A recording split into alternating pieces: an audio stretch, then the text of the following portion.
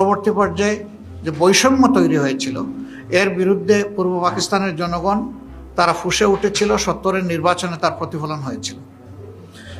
এই নির্বাচন অনুযায়ী ৭০ সালে ক্ষমতা হস্তান্তরের কথা ছিল শান্তিপূর্ণভাবে, সেটি না হওয়ার কারণেই মুক্তিযুদ্ধ অনিবার্য হয়ে উঠেছিল এবং সেই মুক্তিযুদ্ধে অসংখ্য জীবন চলে গিয়েছে, অসংখ্য মানুষ আহত পঙ্গু হয়েছেন। যারা অংশগ্রহণ করে যুদ্ধ করেছেন, যারা চলে গেছেন এবং যারা আহত হয়েছিলেন তাদের সকলের প্রতি আমরা গভীর শ্রদ্ধা নিবেদন করছি। সম্মানিত বন্ধুগণ, ইতিহাসের ধারাবাহিকতায় আজ ২৬ সালের এই নির্বাচন অনুষ্ঠিত হয়েছে। অতীতে এদেশে সুষ্ঠু গণতন্ত্র প্রতিষ্ঠা হওয়ার কোনো পরিবেশ তৈরি হয়নি। আমরা আশা করি যে আমাদের সমবেত প্রচেষ্টায় সরকারি দল বিরোধী দল মিলে আমরা যদি দায়িত্বশীল আচরণ করি, জাতির প্রতি যদি আমরা দায়বদ্ধতা নিয়ে কাজ করি, তাহলে গণতন্ত্র তার প্রাতিষ্ঠানিক রূপ পাবে ইনশাআল্লাহ। এর কোনো বিকল্প আপাতত নেই, আমাদেরকে সেদিকেই ফিরে যেতে হবে। তবে হ্যাঁ, এই পরিবেশ ফিরিয়ে আনা খুব সহজ বিষয় নয়, অনেক চ্যালেঞ্জ আছে এর সামনে, আমরা বুঝি। চ্যালেঞ্জ যাই থাকুক, আমরা মনে করি এটা অর্জনযোগ্য। যদি আমাদের আন্তরিকতা উভয়ের থাকে তাহলে আমরা পারবো ইনশাআল্লাহ।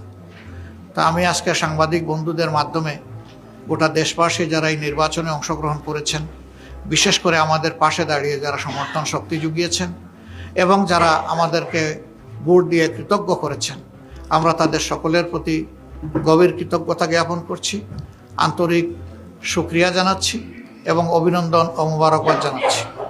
আমরা যে দেশবাসী প্রত্যাশা নিয়ে আমাদের পাশে দাঁড়িয়েছিলেন, নির্বাচনের ফলাফলে তার পূর্ণ প্রতিফলন হোক কিংবা না হোক, আমরা সেই দেশবাসীকে কথা দিচ্ছি, নির্বাচনের আগে যত কথা আমরা আপনাদেরকে বলেছি, একটা বিরোধী দল হিসাবে আমাদের নিজের অবস্থান থেকে তার যতটুকু সর্বোচ্চ পালন করা সম্ভব, বাস্তবায়ন করা সম্ভব, আমরা সেই ব্যাপারে ইনশাআল্লাহ প্রতিশ্রুতিবদ্ধ। আমরা তা করার জন্য সর্বাত্মক চেষ্টা করব। আল্লাহ যেন আমাদেরকে সাহায্য করেন। সেই ক্ষেত্রে আমরা প্রিয় দেশবাসীরও সহযোগিতা কামনা করি। দেশবাসী, আপনারা ছিলেন আমাদের পাশে, আমরা আছি আপনাদের পাশে।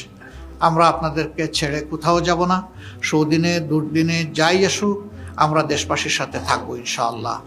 আল্লাহ তাআলা আমাদের সহায় হন এবং আগামীকাল থেকে যে নতুন অধ্যায়ের সূচনা হচ্ছে, এটা দেশের জন্য কল্যাণ বয়ে আনুক, নতুন দ্বারা সুস্থ রাজনীতির বিকাশ ঘটুক এবং মানুষের জীবনে শান্তি এবং নিরাপত্তা ফিরে আসুক। আমাদের যুবকদের প্রত্যাশা পূরণ হোক, তাদের হাতে হাতে কাজ তুলে দেওয়ার জন্য রাষ্ট্র যেন পদক্ষেপ নেয়, সেই পদক্ষেপের আমরাও গর্বিত অংশীদার হতে চাই। আল্লাহ হাফিজ। বাংলাদেশ জিন্দাবাদ। বাংলাদেশ জামাত ইসলামী জিন্দাবাদ।